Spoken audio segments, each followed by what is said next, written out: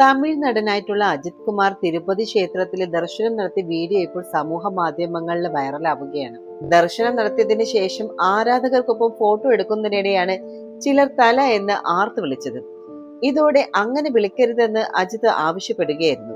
അതുമാത്രമല്ല, ക്ഷേത്ര പരിസരമായതുകൊണ്ട് തന്നെ ശബ്ദമുണ്ടാക്കരുതെന്ന് അജിത് അവരോട് ആവശ്യപ്പെട്ടു.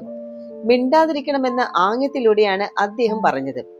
ആരാധകർ സെൽഫികൾക്കായി നടനെ സമീപിച്ചെങ്കിലും അജിത്ത് ആദ്യം വിസമ്മതിച്ചു. എന്നാൽ കാഴ്ച പരിമിതിയും കേൾവി പരിമിതിയുള്ള ഒരു ആരാധകനോടൊപ്പം താരം ഫോട്ടോ എടുത്തു. അജിത്ത് തന്നെയാണ് യുവാവിന്റെ കയ്യിൽ നിന്ന് ഫോൺ വാങ്ങി സെൽഫി എടുത്ത് നൽകുകയായിരുന്നു. മറ്റ് ആരാധകരുടെ സെൽഫിയുടെ അഭ്യർത്ഥന നിരസിക്കുകയും ചെയ്തു. വീഡിയോ വൈറലായതോടെ അജിത്തിന് വലിയ കയ്യടികളാണ് ലഭിക്കുന്നത്. തന്റെ തല എന്ന് വിളിക്കരുതെന്ന് വർഷങ്ങൾക്ക് മുൻപ് തന്നെ അജിത്ത് ആരാധകരോട് ആവശ്യപ്പെട്ടിരുന്നു.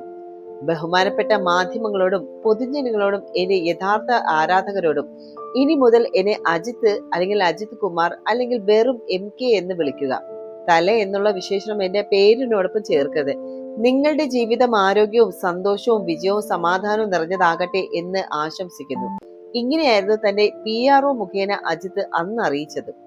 അതേസമയം തന്നെ കഴിഞ്ഞ ആഴ്ച അജിത്ത് ഭാര്യ ശാലിനി, മകൻ അദ്വിക് എന്നിവർക്കൊപ്പം പാലക്കാട് പെരുമ്പമ്പിലെ ഊട്ടുകുളങ്ങര ക്ഷേത്രത്തിലും ദർശനം നടത്തിയിരുന്നു. അജിത്തിന്റെ മാതാപിതാക്കളും വർഷത്തിൽ ഒന്നിലധികം തവണ ഊട്ടുകുളങ്ങരയിൽ എത്താറുണ്ട്.